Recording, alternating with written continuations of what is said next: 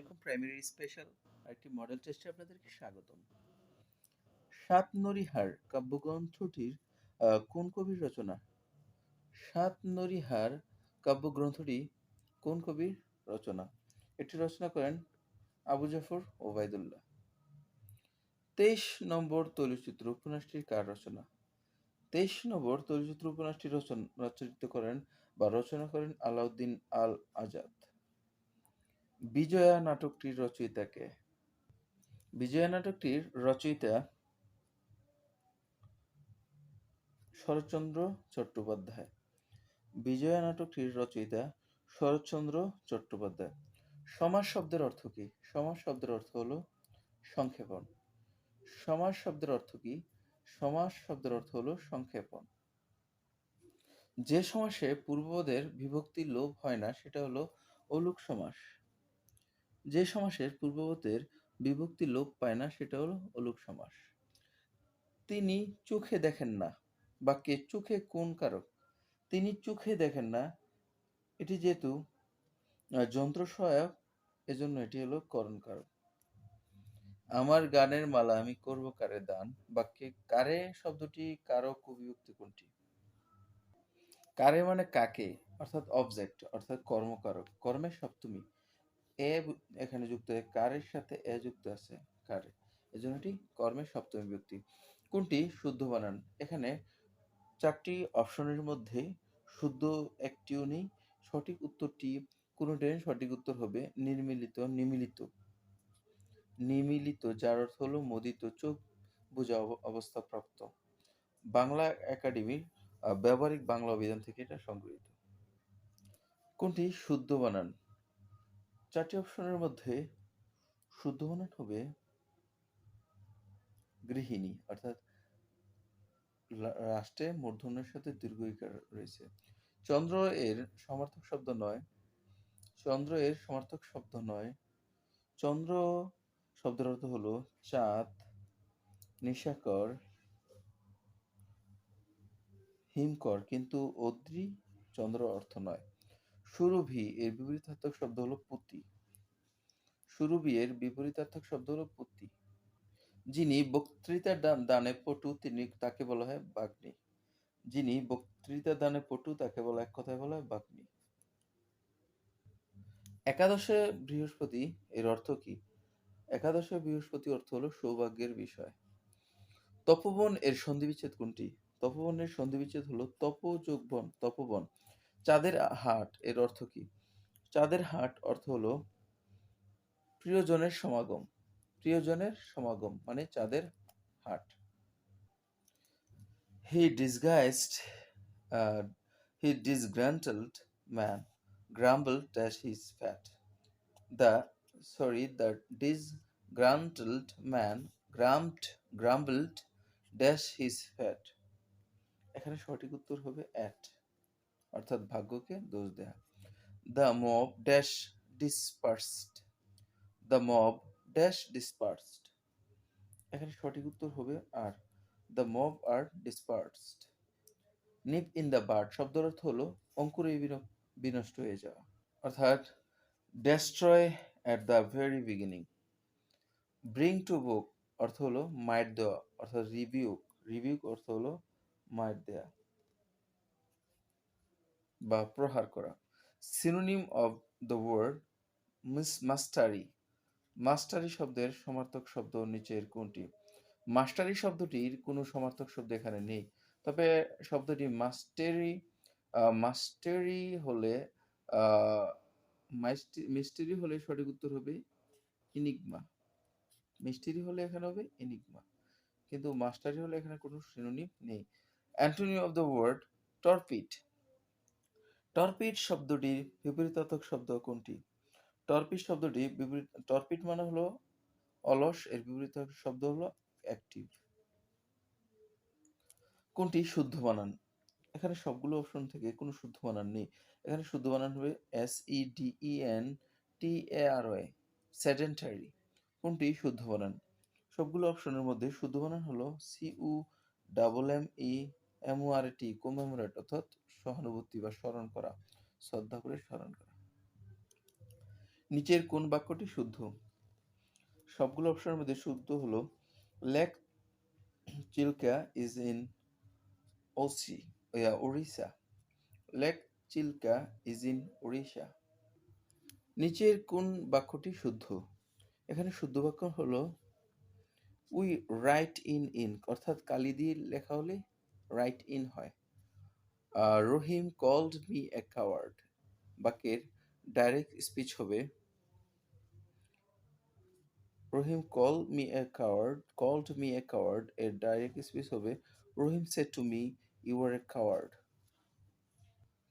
He asked me when the next letter would come বাক্যের direct speech হবে সবগুলো অপশনের মধ্যে সঠিক উত্তর হবে he said to me when will the next letter come.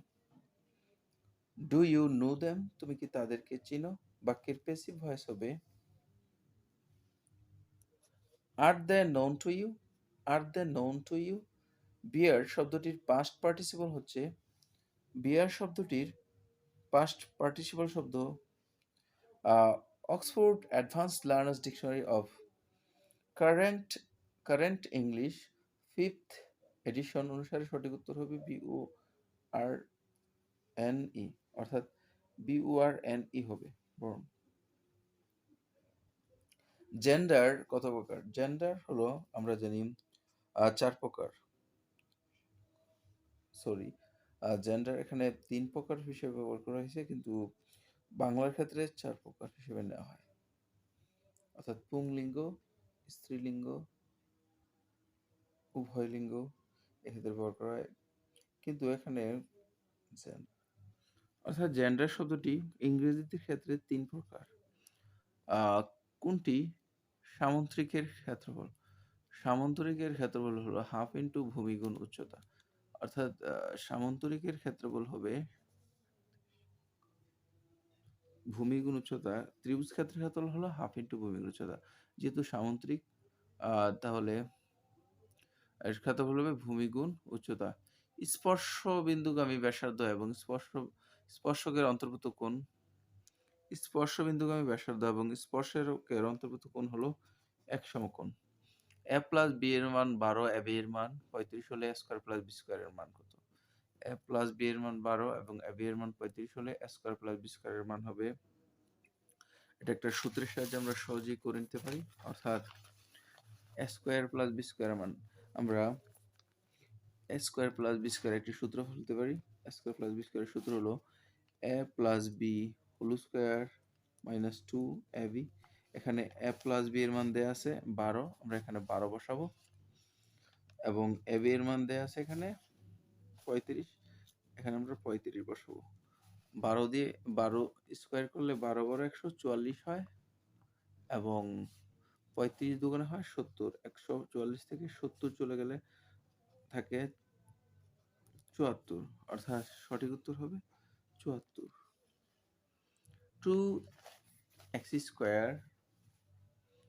2x square minus x minus 3 এর উৎপাদক কোনটি এটাকে আমরা যদি মিডল ফ্যাক্টর করি তাহলে এখানে আমরা এটাকে মিডল ফ্যাক্টর করলে পাই 3 দুগুণে 6 অর্থাৎ 6 কে ভাঙলে আমরা পাই 2 এবং 3 এখন যদি আমরা 3টা মাইনাসের x থেকে দুটো প্লাসের x বাদ দিয়ে একটা মাইনাস থাকবে এটা অর্থাৎ মাইনাসের একটা x থাকবে এটাকে মিডল ফ্যাক্টর করে নিয়েছি এখন আমরা এখান থেকে 2x কমন নিলে এখানে 2x থাকলে 2x স্কয়ারকে 2x দিয়ে ভাগ করলে থাকে x 2x কে 2x দিয়ে ভাগ করলে হয় 1 এই প্লাসের প্লাস এই দুটোর মধ্যে 3 ভাগ করলে 3 দিয়ে 3x কে ভাগ করলে থাকে x 3 দিয়ে 3 কে ভাগ করলে হয় 1 আর মাইনাসে হলো প্লাস x প্লাস 1 দুটো থেকে একটা কমন আর বাইরে থাকে 2x মাইনাস 3 অর্থাৎ উত্তরটা এটাকে সাজিয়ে লেখা হয় 2x মাইনাস 3 x প্লাস 1 অর্থাৎ এখানে সঠিক উত্তর হবে 2x minus 3 x plus 1 একটি কলম 25 টাকায় বিক্রয় করলে যে ক্ষতি হয় 35 টাকায় বিক্রয় করলে তত লাভ হয় উহার ক্রয় মূল্য কত এটার সঠিক উত্তর হবে 30 টাকা একটি গরু 450 টাকায় বিক্রয় করায় তার ক্রয় মূল্যের 8/1 অংশ লাভ হয় গরুটির ক্রয় মূল্য কত এটির সঠিক উত্তর হবে 400 টাকা। একটি চৌবাচ্চা 3টি নল দিয়ে 10, 12 এবং 15 ঘন্টায় পূর্ণ করতে হয়। পূর্ণ হতে পারে। 3টি নল একত্রে খুলে দিলে চৌবাচ্চার অর্ধেক পূর্ণ হতে কত সময় লাগবে? অর্ধেক পূর্ণ হতে সময় লাগবে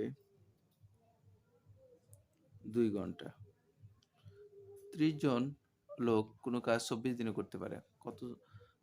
কাজ আরম্ভের 12 দিন পর 15 জন লোক চলে গেলে বাকি লোক কত দিনে অবশিষ্ট কাজটি সমাধান করতে পারবে? অর্থাৎ বাকি লোক 24 দিনে কাজটি সমাধান করতে পারবে।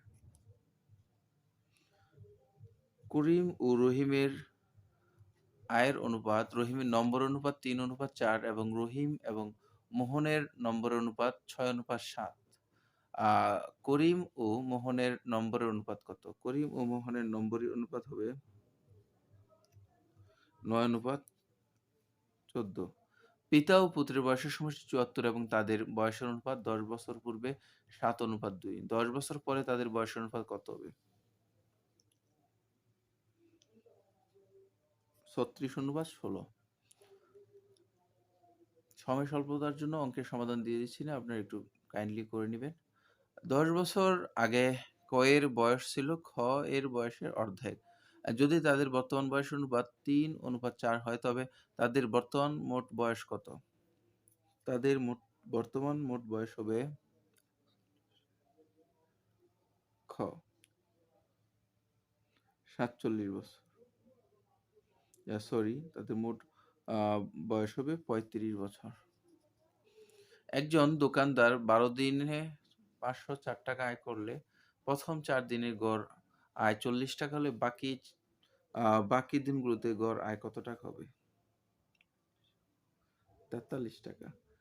একটি আয়তাকার ক্ষেত্রের দৈর্ঘ্য 20% এবং প্রস্থ 10% হ্রাস করলে ক্ষেত্রফল শতকরা কত পরিবর্তন হবে? এটাকে আমরা একটা সহজ সূত্রের মধ্যে করে নিতে পারি।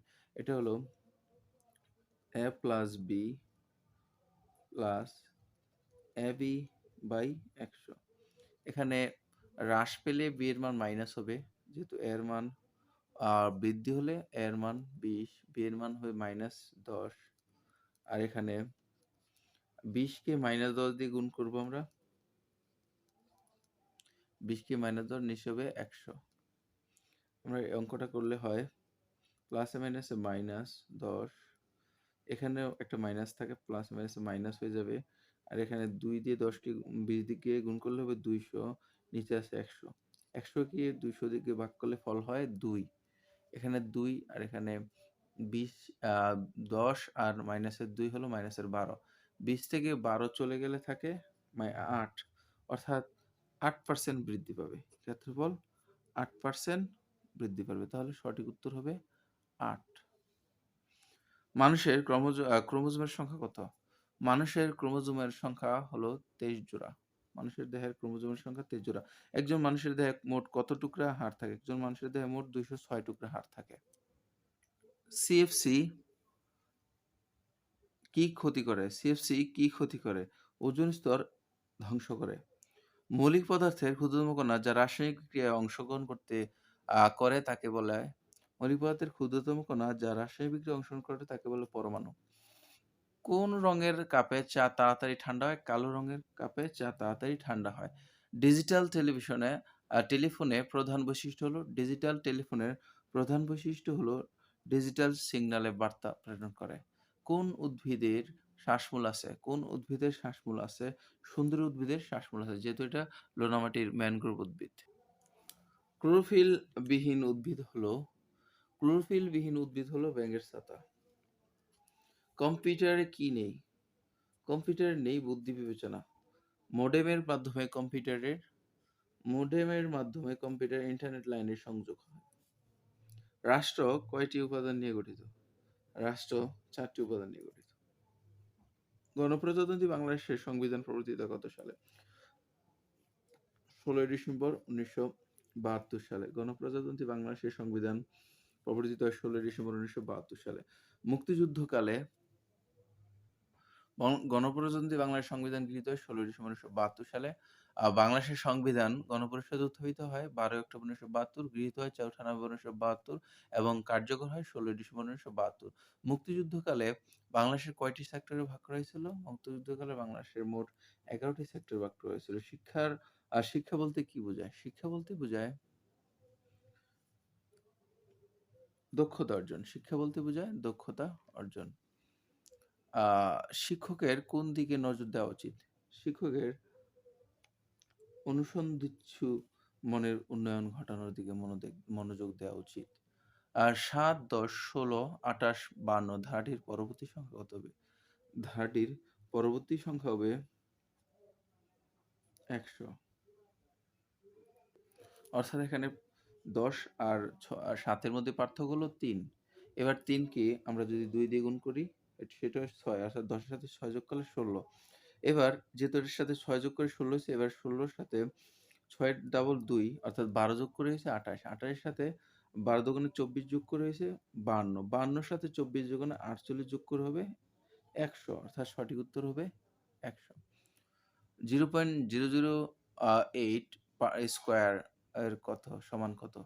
এটিকে আমরা দুবার গুণ করলে হয় ৪ ৪ ১৬, আর ২ ঘর থাকলে হবে ৪টা শূন্য, অর্থাৎ এখানে মোট শূন্য হবে ৬টা ঘর বামে শূন্য হবে ১ ২ ৩, ৩টা আর ৩টা ৬টা ঘর বামে শূন্য হবে। এখানে সঠিক উত্তর হবে খ, অর্থাৎ ১ ২ ৩ ৪ ৫ ৬, ৬ ঘর বামে শূন্য হয়েছে। সমুদ্র স্রোতের অন্যতম কারণ কি? সমুদ্র স্রোতের অন্যতম কারণ হলো বায়ু প্রবাহের প্রভাব। সমুদ্র স্রোতের অন্যতম কারণ বায়ু প্রবাহের প্রভাব। পৃথিবীর বায়বীয় আবরণ প্রধানত ৪ স্তর বিশিষ্ট। পৃথিবীর সর্বত্র দিন-রাত্রি সমান হয়। পৃথিবীর সর্বত্র দিন-রাত্রি সমান হয় ২৩শে মার্চ ও ২৩শে সেপ্টেম্বর। ২১শে মার্চ ও ২৩শে সেপ্টেম্বর। ২১শে মার্চ ও ২৩শে সেপ্টেম্বর পৃথিবীর সর্বত্র দিন-রাত্রি সমান হয়। পৃথিবী উত্তর-দক্ষিণে কিঞ্চিৎ চাপা ও নিরক্ষীয় অঞ্চলে অপেক্ষাকৃত স্ফীত আকার ধারণ করার কারণ কি? স্ফীত আকার ধারণ করার কারণ হলো পৃথিবীর ঘূর্ণনের কারণে। অর্থাৎ পৃথিবী মাধ্যাকর্ষণ শক্তির কারণে পৃথিবী যে ঘুরছে সে কারণে উত্তর দক্ষিণকার ফাঁপা। ঢাকা বিশ্ববিদ্যালয় প্রতিষ্ঠিত হয় ১৯২১ সালে। বাংলা নববর্ষের পয়লা বৈশাখ চালু করেছিলেন সম্রাট আকবর। হিমছড়ি কোন শহরের নিকট অবস্থিত? হিমছড়ি অবস্থিত কক্সবাজার। বিখ্যাত যুদ্ধক্ষেত্র ওয়াটারলু অবস্থিত বেলজিয়ামে। বিখ্যাত যুদ্ধক্ষেত্র ওয়াটারলু বেলজিয়ামে অবস্থিত। সীমান্ত গান্ধী নামে পরিচিত খান আব্দুল গাফফার খান। খান আব্দুল গাফফার খান সীমান্ত গান্ধী নামে পরিচিত। দ্বিতীয় বিশ্বযুদ্ধের সময় রাশিয়ার প্রেসিডেন্ট ছিলেন দ্বিতীয় বিশ্বযুদ্ধের সময় রাশিয়ার প্রেসিডেন্ট ছিলেন স্টালিন। আকাশে উজ্জ্বলতম নক্ষত্র কোনটি? আকাশের উজ্জ্বলতম নক্ষত্র হলো লুব্ধক। আকাশের উজ্জ্বলতম নক্ষত্র হলো লুব্ধক। সৌরজগতের ক্ষুদ্রতম গ্রহ কোনটি? সৌরজগতের ক্ষুদ্রতম গ্রহ হলো বুধ। কে মুসলিম লীগ প্রতিষ্ঠা করেন? মুসলিম লীগ প্রতিষ্ঠা করেন নওয়াব সলিমুল্লাহ, যার নামে সলিমুল্লাহ হল রয়েছে ঢাকা বিশ্ববিদ্যালয়ে।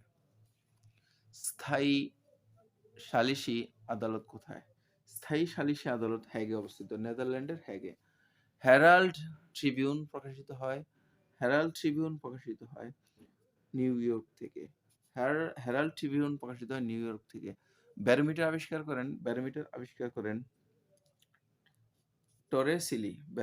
করেন টরেসিলি। বিদ্যুৎ প্রবাহের একক অ্যাম্পিয়ার। হলো অ্যাম্পিয়ার। ক্যান্সার রোগের কারণ হলো কোষের অস্বাভাবিক বৃদ্ধি। কোনটি একবীজপত্রী উদ্ভিদ? যে উদ্ভিদের বীজে একটি মাত্র পত্র থাকে তাকে একবীজপত্রী উদ্ভিদ বলে, যেমন ধান। স্বাভাবিক অবস্থায় একজন মানুষের উপর প্রতি বর্গ ইঞ্চিতে বায়ুর চাপ কত পড়ে? একজন মানুষের উপর স্বাভাবিক অবস্থায় প্রতি বর্গ ইঞ্চিতে বায়ুর চাপ পড়ে ১৫ পাউন্ড। ধন্যবাদ এতক্ষণ আমাদের সাথে থাকার জন্য। আমাদের চ্যানেলটি সাবস্ক্রাইব করে পাশে থাকুন। ইনশাআল্লাহ আমাদের সাথে থাকলে আপনাদের অনেকটা উপকার হবে। অনেক ভিডিও পাবেন নতুন, নতুন। সাবস্ক্রাইব করুন, পাশে থাকুন, ভালো থাকুন। ধন্যবাদ।